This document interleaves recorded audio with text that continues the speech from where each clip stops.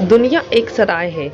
एक राज्य में एक राजा रहता था जो बहुत ज्यादा घमंडी था। उसके घमंड के चलते आसपास के सभी राज्य के राजाओं से भी उसके अच्छे संबंध नहीं थे। उसके घमंड की वजह से सारे राज्य के लोग उसकी बुराई करते रहते थे।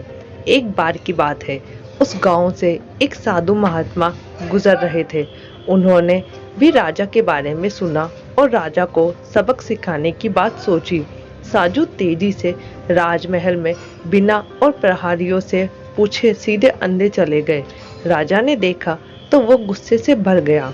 राजा बोला, ये तो उद्दंडता है महात्मा जी, आप बिना किसी की आज्ञा के कैसे अंदर कैसे गए? साधु ने विनम्रता से उत्तर दिया, मैं आज रात आपकी इस सराय में रुकना चाहता हूँ। राजा को ये बात बहुत भी बुरी लगी। वो बोला, और महात्मा जी, ये मेरा राजमहल है, कोई सराय नहीं, कहीं और चले जाइए। साधु ने कहा, राजा साहब, तुमसे पहले ये महल किसका था?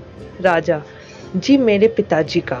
साधु, तुम्हारे पिताजी से पहले ये महल किसका था? राजा, मेरे दादाजी का।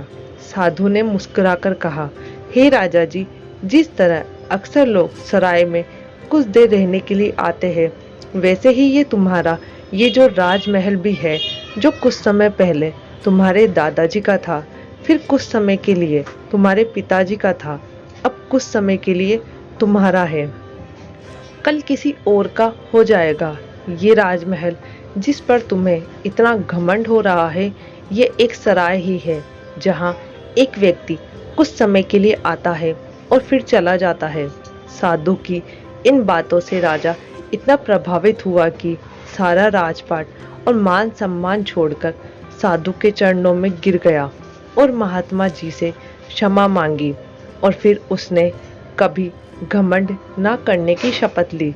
ये दुनिया एक सराय के समान है, पर लोग रोज आते हैं और कुछ लोग रोज जाते हैं। अच्छी सोच रखिए और अच्छे काम करिए, क्योंकि इस सराय से एक दिन सबको जाना है।